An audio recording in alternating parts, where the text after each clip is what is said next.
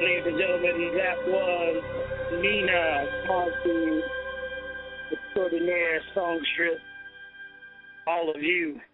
And let's go ahead and bring her on, if you don't mind. Our first guest is open for the Temptations and the Drifters, just to name a few. She's performed as Carmen and Billie Holiday on the stage and has been heard all over the world. Please welcome jazz and blues contemporary diva, Miss Nina Causey, to the show. Welcome, Nina. How are you?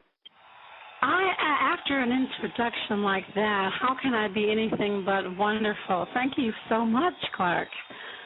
I am feeling so good today, and I'm really excited about an upcoming event that I have that's going to be held on June 17th. That's a Sunday at Dimitri's Lounge. And I'm really excited. I'm going to have a wonderful opening act. I'm not exactly sure at this point who it's going to be, but I know it's going to be top-notch. And there's going to be a comedian who's going to be there to, get everybody warm and feeling good.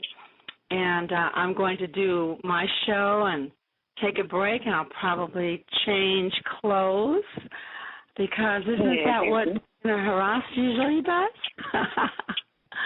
Exactly. And then I'll come back and do my second show, and I'm really excited about this. Well, I'm almost so excited I'm ready to jump on the plane and come out there and see this performance. So who knows? Oh, well, then you must. Hey, how did you go from being a Chi-Town little girl to performing on stages all over the world? Well, I guess I had this burning desire, number one.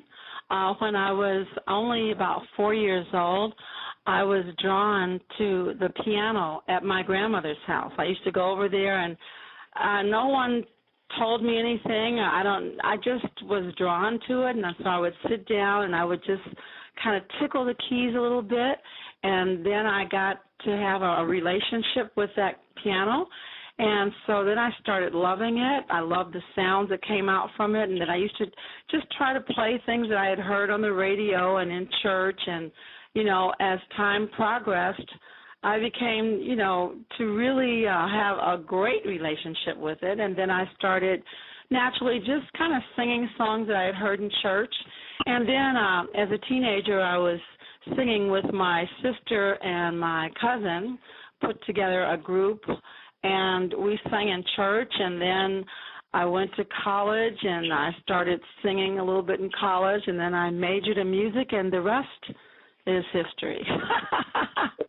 As the saying goes. Well, who inspired you growing up? As you said, you've been with music since you were 4, but who were some of the people that you not emulated, but whose music touched you in a way that created your sound?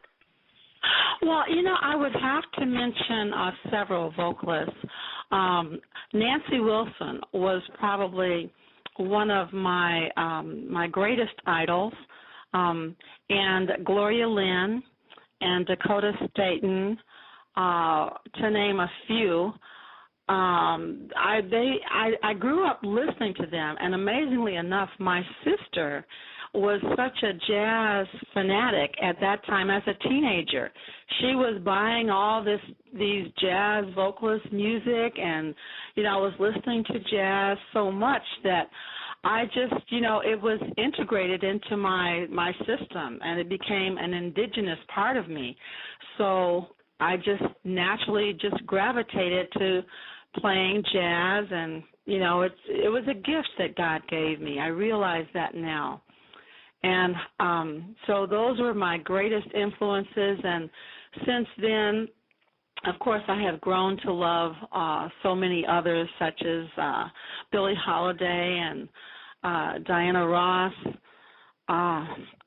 Mariah Carey, Toni Braxton. I could just, I could go on and on. But I love all kinds of music. I love jazz, blues, contemporary, pop. I love it. And I can say for sure that Diana Ross has influenced me probably the most in terms of her presence, the way she wears these fabulous gowns, these long gowns. I definitely idolized her and patterned myself after that. I love wearing long gowns. It just makes me feel really elegant. Oh, it sure does.